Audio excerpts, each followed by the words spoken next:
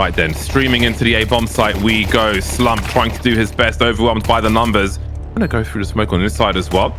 Maybe waiting for a timing as his teammates are trying to swing from CT. It's not going to work out for him. In he goes, but B-Wall's with the 180, and he will spin, but not to win the round. But again, it is not awe-inspiring as far as getting info are concerned. But it was a noble effort we saw from them, especially with Marky swinging on that short position when his teammate got exposed in ladder room. Got a little something from it.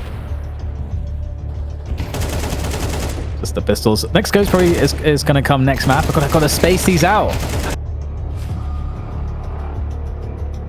He is currently being defended by a Desert Eagle and not much else.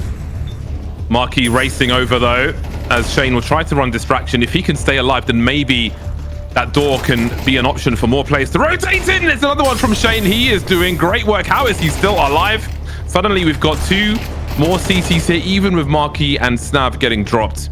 Dia and Slump are here, and they are ready to do what they can. Well, now it's Dia, and the question becomes, do you want to lose that AWP? So, just when he was like, boys, I'm here, no one's responding on the radio, and off he goes again. The hunt will continue. Fruit Cup's got 12k. There's no reason not to go for the chase. Just struggling to really get anything going. Dan, has he got time to defuse this bomb? Dan! No. Run, Dia, no. run, Dia, run, Dia! Oh my days. Oh my god. Let's go. No. That's just criminal. He had that epic ninja in the previous round, but I mean, his team loses this one. That's gonna be horrible. Economy is gonna be so rough. Looking to get in there, Snav pushing in from Ticket, trying to find something, an opening. Might be able to find. I don't know that they have any idea that he's actually here. He's creeping a pretty deep here. Snav might be able to find multiple players. He has so much information. Takes down Slight. 2 more to go in the site itself, but it's going to get shut down. Once again, it's Dia alone. And as a catwalk play, and there's B-Wills. He's found Marky up on the crates, and Darty with the second player dead on short. How do they read that? It doesn't matter. They're still going to split into the A site, forcing their way forward. And 3 players are going to get killed. Well, 3 kills are going to go the way of getting info here. Ben Leet has to come out on top here. And Dia, oh my goodness, that's savage there. What a shot at range. And that's going to finish off the half. 9. Well, they won the pistol the first half too, let's not forget. But here's that lovely display from B-Wills, making it look possible. Okay, so a delayed mid-take coming in from getting info there. And this actually might work out. It seems like they feel it, they sense it, the mid-push, and they deal with it. Oh no. Getting info. Oh, they're back, James. Slight's lost his angles. He's got to be really careful about this Palace position. A swing and a miss from him, and you wonder if there's anything left for Boss to pursue in this round. Another really nice just pop at a much faster timing than the previous round. Keeping Boss on their toes, unable to, I think, really read the cadence of some of these plays. Definitely a benefit that you have on the T side, that you can dictate that tempo in that way. Cool. As first thought, there's a nice flick from Dia. Second round, they were looking for something like that. Just not the start that Boss were looking for. Him in the game there with that AWP, and it might not have come too late after all. Yeah, heavy lifting from Slight. That's a great performance. We definitely highlighted his name based off of his performances from yesterday, and just keeping his team in this one. Least frags on his squad. Sometimes it is about the impact frags. If they don't plant the bomb in this round, God, what does it look like at 12-12? Tell you what it looks like. Overtime, Dan. Yeah, certainly looking like it could be. And that's a good defense from Fruit Cup, so it's even looking that way more. I don't know about that sentence. Sometimes the sentences don't work out, and indeed, you know, just gotta roll with the punches. Yeah, getting info will probably have to roll with the punches of overtime in this first map.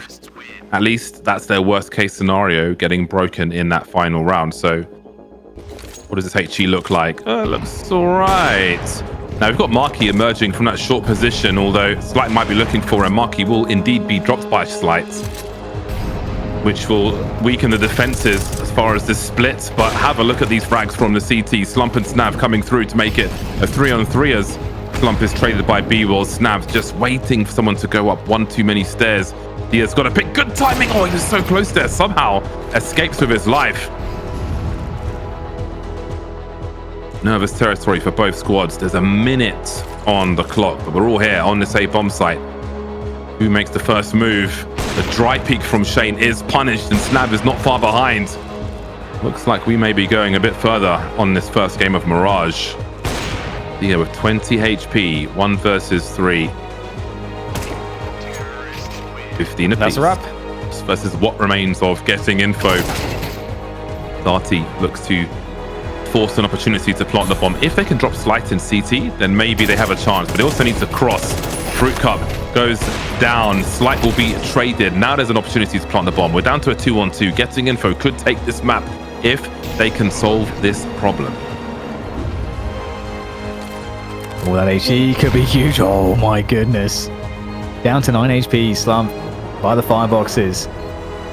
Everyone's got to stay low here because CTs can't get enough elevation for those headshots. Around the side goes Ben Lee. Well, they understand that Slump is also in this position. Oh, the oldest trick in the book. And they don't know. Slump just has to play it perfectly, and he does.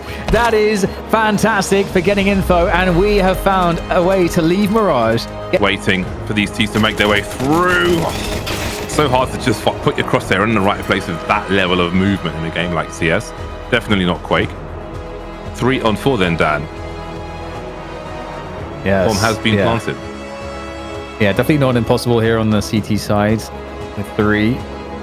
Flash at the ready. B Wells, and looking to get a good timing here on this one. There we go, underhand over the top, and the entry attempt, nice from Slight. Quick 2, but that's all that's available. Remember the quite later. We'll see what can be done.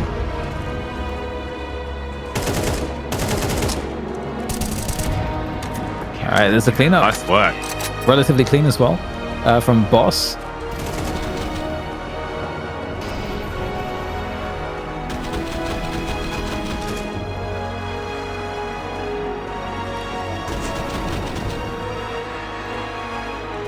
Scored in a game of, football, whatever, right? You set a line, but you can't be a whole number because you could land on the number, right? What's the line? So like, let's say how many rounds... It's the line between the over and under. They use the over and under the line. Yes, exactly. So if I were to say, how many rounds do you think Boss is going to win this map? Beats back. Hopefully everything is more normal on the Boss side of things. And yeah, this is a great opportunity now that they've got for this in this following rounds to take momentum into their own hands. Just have to see whether they can find that success. This has been such a weird and disruptive game, I think, for both teams, to be fair. It's so difficult. Edging forwards, CT's doing a good job here. Oh, that's a nice pickup from Fruit Cup. So some success had. And look at this angle from Dia. It's very hard to account for. Another round for getting info. So pretty basic, easy stuff from them so far. There's not like a whole world of money for these CTs. They will have a buy in the hole. If Boss can hold on, then maybe there is some comeback to be made. Although Darcy finds himself in a 1 versus 2 now.